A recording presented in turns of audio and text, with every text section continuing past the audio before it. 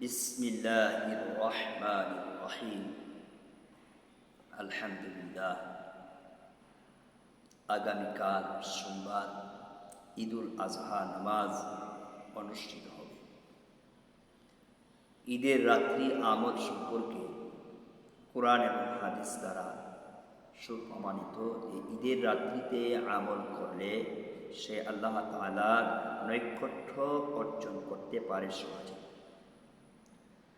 মুসনাদে আহমদ কিতাবে, হাদিসের কিতাব, সেই কিতাবে উল্লেখ আছে আব্দুল্লাহ ইবনে কুত রাদিয়াল্লাহু তাআলা আনহু থেকে বর্ণিত রাসূল আকরাম সাল্লাল্লাহু আলাইহি ওয়াসাল্লাম ইরশাদ করেছেন, আল্লাহ তাআলার নিকট সবচেয়ে প্রিয় দিন হচ্ছে ঈদুল আজহা এবং ঈদুল ফিতর। দ্বিতীয় নম্বর, ঈদের রাত্রিতে জাগরণ থেকে আল্লাহ তাআলার ইবাদত করা। ইবনে মাজাহ শরীফের হাদিস, হযরতে আবু উমামা রাদিয়াল্লাহু তাআলা আনহু থেকে বর্ণিত রাসূল আকরাম সাল্লাল্লাহু আলাইহি ওয়াসাল্লাম ইরশাদ করেছেন, যে ব্যক্তি দুই ঈদ তথা ঈদুল আজহা এবং ঈদুল ফিতরের রাত্রিতে জাগরণ থেকে আল্লাহ তাআলার ইবাদতের কাজে লিপ্ত থাকে আল্লাহ তাআলার সন্তুষ্টি অর্জন করার লক্ষ্যে, সেই ব্যক্তির অন্তর কিয়ামতের কঠিন মুহূর্তে মরবে না, যেদিন সকলের অন্তর মরে যাবে। তাই আমরা বেশি পরিমাণে আল্লাহ তাআলার ইবাদতের মধ্যে মগ্ন থাকব ঈদের রাত্রিতে। কুরআন তেলাওয়াত, জিকির, আজকার, তাওবা, ইস্তিগফার, আল্লাহ তাআলার কাছে কান্নাকাটি, এভাবে আমরা রাত্রি জাগরণ থেকে আল্লাহ তাআলার ইবাদতের মধ্যে লিপ্ত থাকব। আব্দুল আজিজ ইবনে উমর রাহমাতুল্লাহ আলাইহি তিনি যখন ক্ষমতাসীন ছিলেন তখন তিনি বসরার গভর্নরের নিকট একটি চিঠি লিখলেন।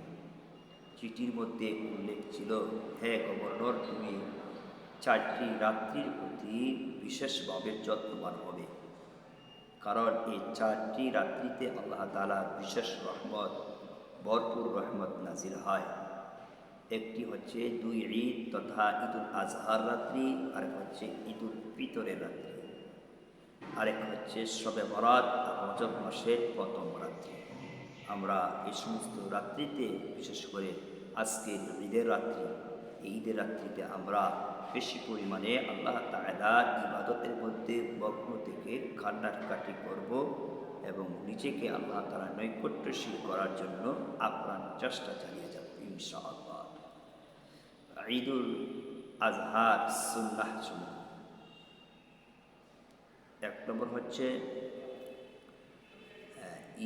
ঈদুল আজহাতে কোনো কিছু না খেয়ে ঈদুল আজহার নামাজের দিকে যাওয়া। কারণ আব্দুল্লাহ ইবনে বুরাইদা রাদিয়াল্লাহু তাআলা আনহু থেকে বর্ণিত, তিনি বলেন, রাসূল আকরাম সাল্লাল্লাহু আলাইহি ওয়াসাল্লাম তিনি কোনো কিছু না খেয়ে ঈদুল ফিতরের নামাজের দিকে যাইতেন না, আর ঈদুল আজহা নামাজ না পড়ে তিনি কোনো কিছুই আহার করতেন না। বোঝা গেল ঈদুল আজহাতে ঈদগাহে যাওয়ার আগে আমরা কোনো কিছু খাবো না, বরং ঈদের নামাজ পড়ে যারা কুরবানি করি কুরবানির গোশত আমরা কী করব, ভক্ষণ করব, এটাই ছিল। 2 নম্বর, ঈদের রাত্রিতে ফজরের সময়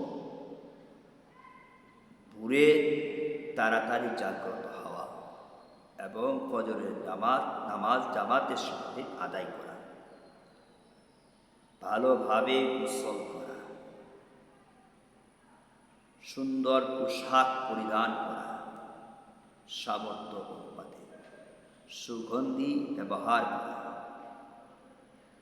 ঈদগাহে এক রাস্তায় দিয়ে যাব আর এক রাস্তায় দিয়ে আসব, পায়ে হেঁটে আমরা ঈদগাহের দিকে যাব, তাকবীরে তাশরিক বলে বলে ঈদগাহের দিকে যাব, জুড়ে জুড়ে আওয়াজ করে আল্লাহু আকবার, আল্লাহু আকবার, লা ইলাহা ইল্লাল্লাহ ওয়াল্লাহু আকবার, আল্লাহু আকবার ওয়ালিল্লাহিল হামদ। এরপরে আমরা ঈদগাহে যাওয়ার পর 2 রাকাত ওয়াজিব নামাজ ইমামের সাথে আদায় করব। এরপরে আমরা অন্য রাস্তায় গিয়ে আমরা বাড়িতে চলে আসব।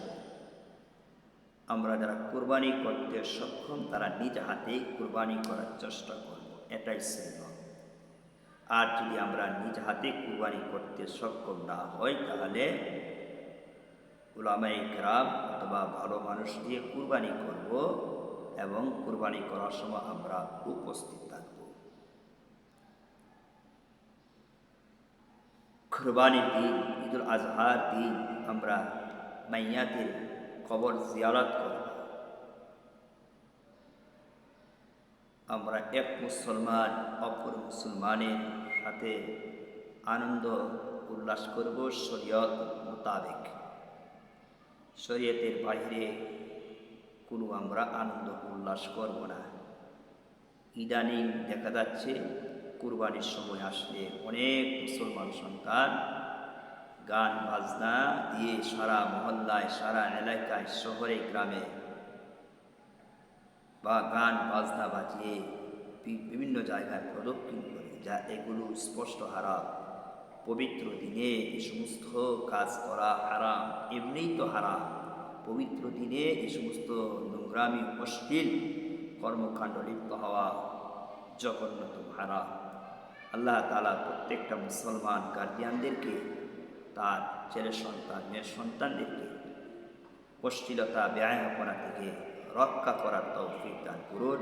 আল্লাহ তাআলা দরবারে এই কামনাই করছি। আল্লাহ তাআলা বিশ্ব মুসলিম উম্মাহকে হেফাজত করুন। ওয়া আখিরু দাওয়ানা আলহামদুলিল্লাহি রাব্বিল আলামিন।